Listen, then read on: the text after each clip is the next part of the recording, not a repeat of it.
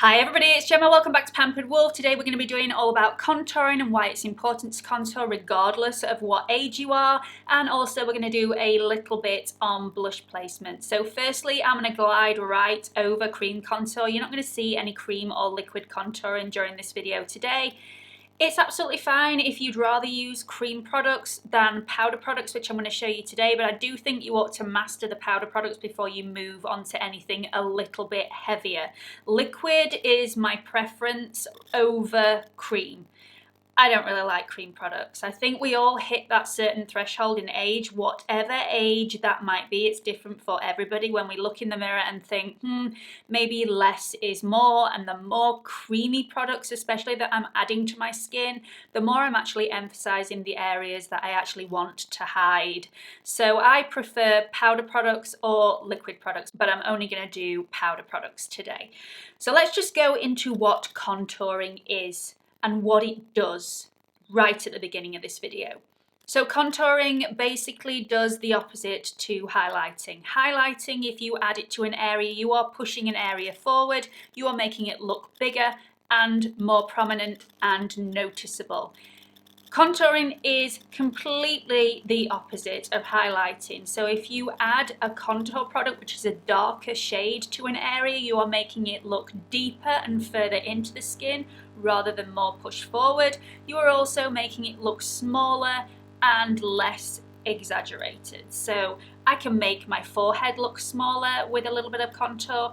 I can make my jaw look more defined and make any sagging skin underneath my jaw area look smaller. I can also make my cheeks and the hollows underneath my cheekbones look further into my skin, and if you add a little bit of highlighter on the tops of the cheekbones, you can make your cheekbones look further forward and the hollows look further in just by using contour. So why is it important to contour?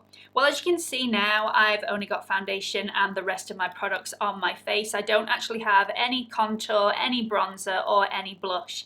I am a complete blank canvas.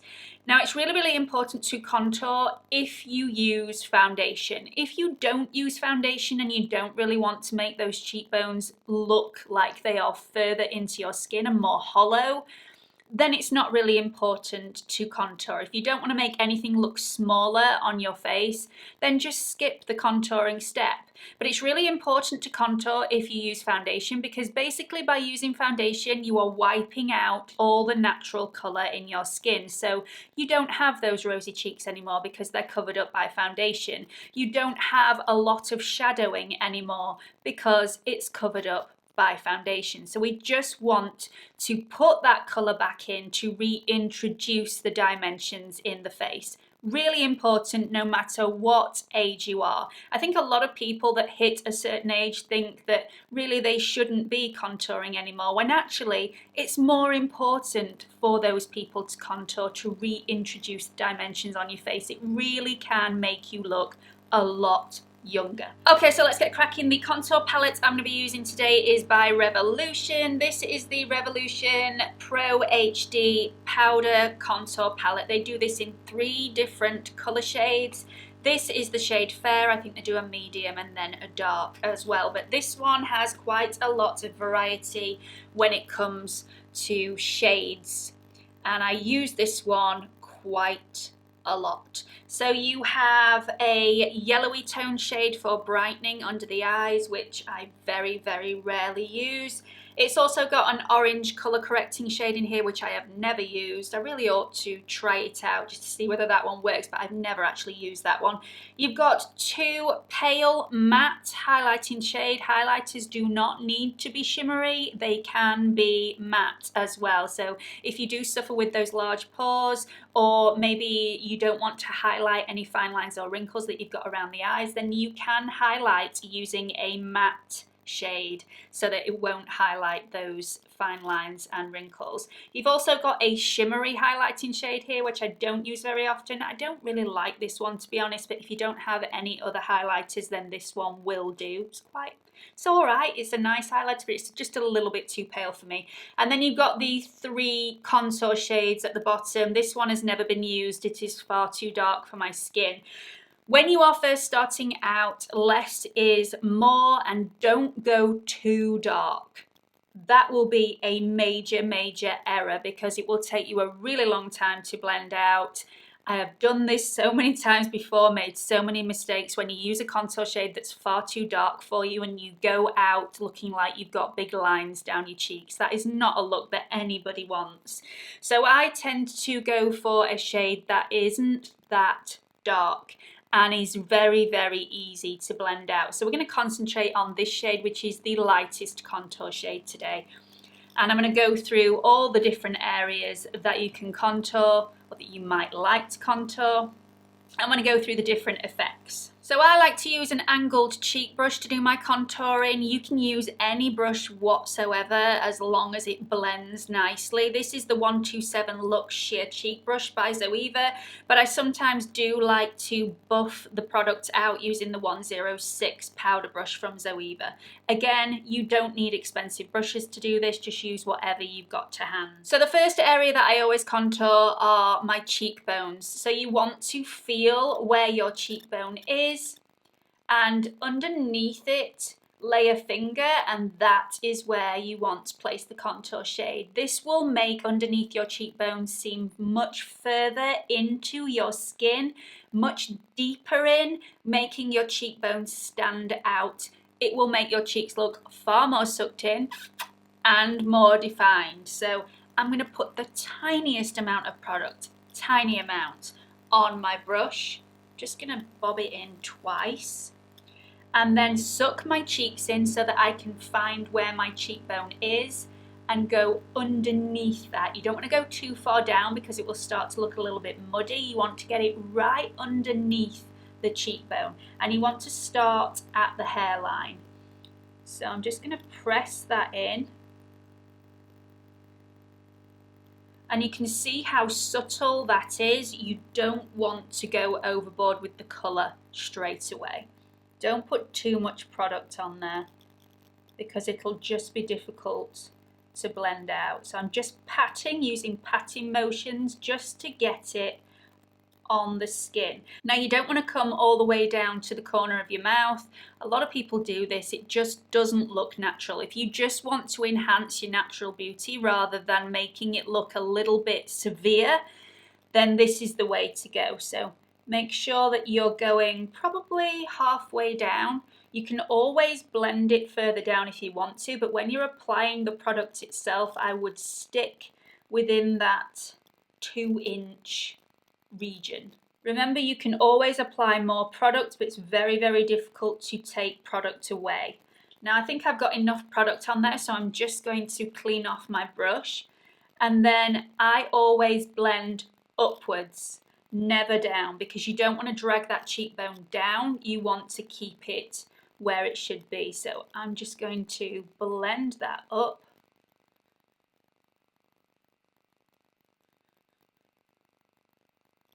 So as you can see, my cheekbone looks a lot higher, it looks a lot more exaggerated and more prominent, and my cheeks look a little bit more sucked in, and my face looks a little bit thinner. All that for a little bit of powder. On this side, it looks pretty one-dimensional. My cheek looks a little bit rounder, and if that's the look you want, then that is what you should go for, but it definitely looks just a bit flat. Now the colour of contour that you want to go for is more of a cool toned shade. If you go for a warm toned shade, we're trying to put shadows into our skin, and shadows are very rarely warm toned, which is why I always try and steer away from bronzers when I'm doing my contour. Sometimes I do reach for a bronzer, and there's nothing wrong with that, but it isn't going to look as natural as if you use a cool tone shade. So just bear that in mind. Get something quite pale to begin with, so something maybe 2 shades darker than your natural skin tone, 2, 3, maybe even 4 shades darker than your natural skin tone. Nothing more than that, because you will find it really hard to blend out at first. Okay, if you have a really huge forehead like me, I have nothing against my forehead, but I know that it's really big. It's quite a vast area. You can actually make your forehead look smaller as well. The same goes if you have quite a wide forehead. Even though it may be quite short, If you've got a quite wide forehead, you can make it look smaller as well. Now, if you have a wide forehead, what you want to do is take your contouring shade and put it towards the edges, which brings everything in and makes things look a little bit smaller. If you've got a tall forehead like me, I have quite a vast area up here. I'm saying up here. I mean, my forehead doesn't go all the way up to here, but you know what I mean. If you've got quite a large area of forehead, if you just put a dusting of contour around the edges of your forehead, you will bring everything in and everything will look a little bit smaller. So let me show you that.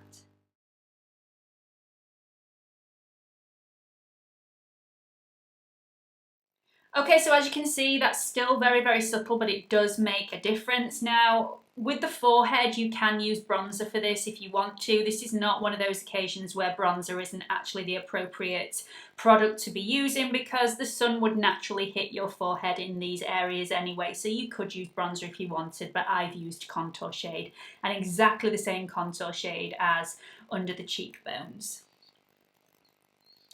So we're going to go around the tip of the jaw just to tighten everything up a little bit. This will make the jaw seem a little bit more chiseled and make anything that's underneath the jaw look a little bit more shadowed, so it will disappear a little bit. So if you've got any jowls that you want to cover up, if you've got any sagging skin under there, this is how you do it. So I'm going to take the same shade on exactly the same brush, and I'm just going to go around the perimeter of my jaw, going up to the sideburns, bringing it down and moving it directly underneath the jaw. Okay, so as you can see on this side, my jawline looks a lot tighter, a lot firmer. Everything underneath the jawline is hidden by the shadows that we've created.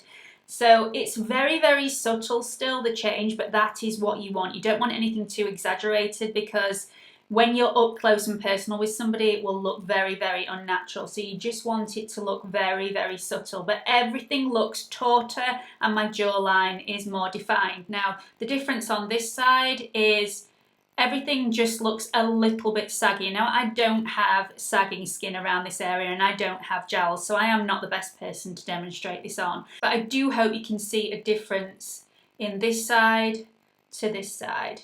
Just looks a little bit more together and taut. Okay, let's move on to the nose, because you can do a variety of different things with the nose to make it look smaller, make it look more narrow. You can do all sorts of things. So I'm going to take a smaller brush this time because I don't want to be applying far too much product. This is the 234 Luxe Smoky Shader by Zoeva, but again, you can use any brush you've got to hand. You can even use your finger if you don't have a brush. So I'm going to dip into the shade that we've been using throughout this entire tutorial. Now, my nose isn't actually that wide, but I am going to make it look more narrow on my face. So we're going to go down the sides just to make my nose look a little bit straighter, because I do have a slight kink in my nose. Doesn't bother me, but it's a fact. I broke my nose twice when I was smaller, so there is a slight kink in my nose. So we're just going to draw down here, and we're going to draw a straight line down here, like that. Dip into the product again, and go down this side. Now this works absolutely perfectly if you do have quite a wide nose. You can really bring the lines closer together and make your nose look a lot thinner than it actually is. Obviously, it's all smoke and mirrors. Bring that right up to the eyebrows, because that's how the natural shadow would go. And it just straightens everything out a little bit. Now obviously we're not going to leave it like that because that looks ridiculous. So I'm just going to take my little fingers and just blend that down. Okay, so I'm just going to add a little bit more definition to this part here on my nose, just to make it seem like my nose is a little bit more upturned rather than just straight. Again, I would not normally do this on a daily basis. I'm just showing you how you can create this look. I'm actually quite happy with how my nose looks generally, so I don't tend to contour my nose. But if you did want to contour your nose, this would be how you could achieve different looks. Again, just blending that out with my finger. And as you can see, creating that little bit of shadow just makes it look like your nose is a little bit more upturned. And then we're just going to place a little bit on the end of the nose just to make it look like the nose is smaller and more pushed back. Remember, the dark shades are to make things look smaller and more pushed into the face. So by adding a little bit on the tip of the nose, you're actually making your nose look a little bit smaller. You don't want to go overboard, by the way. I have made so many mistakes with this in the past. My dad has actually said to me, Gemma, you've got some dirt on your nose. And it's because I'd used a shade that was far too dark for my skin tone and I'd not blended it properly. So it did look like I was just dirty at the end of the day.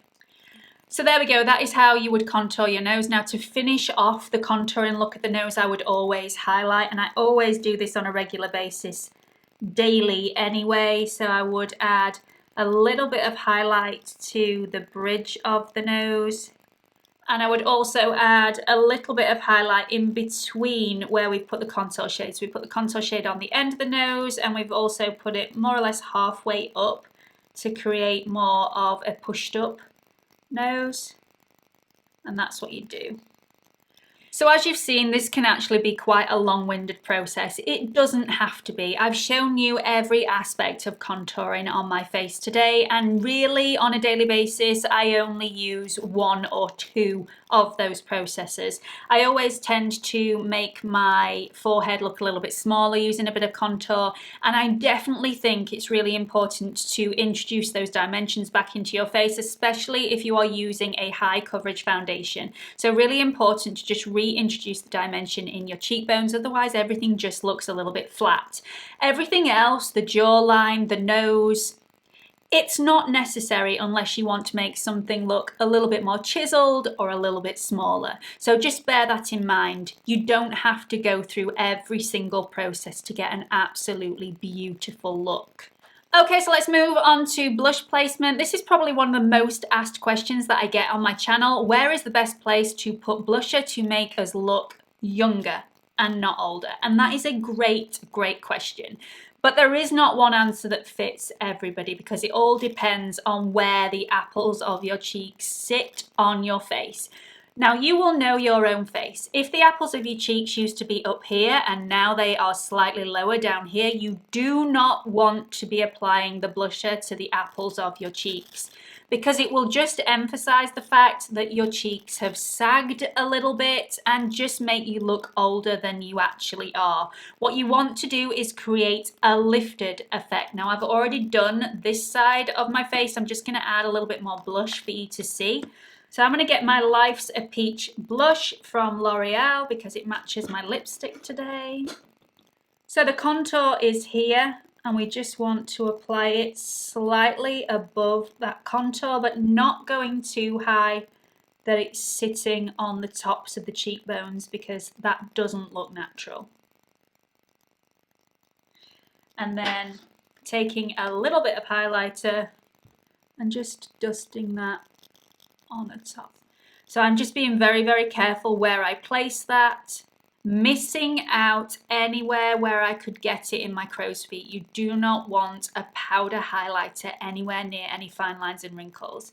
You're far better off getting a liquid highlighter, otherwise it will just look like a roadmap to wrinkles and fine lines.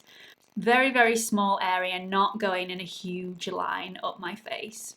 So that's that side done. Everything just looks lifted, more youthful, beautiful. So again, remember, contour, blush, highlight. There's a very small area for you to get all those three products in. It can take a little bit of practice with your blending, but it does look really youthful, really lifted once you've finished. So I hope this has given you an insight into why it is so super important to reintroduce the dimensions to your face that are completely wiped out when you add a foundation to your skin. I really hope you found this interesting and helpful in some way. If you have, please do give it a big thumbs up. Don't forget, I'm also on Instagram if you want to follow me on there. It's @pamperedwolf, all lowercase, no spaces. I do makeup videos on Instagram that do not appear on YouTube, so definitely please follow me on there as well. Don't forget to subscribe to my channel before you leave. There is a watermark in this corner. If you click on it, it will take you through to my homepage where you can subscribe. Hope to see you all again soon. Bye!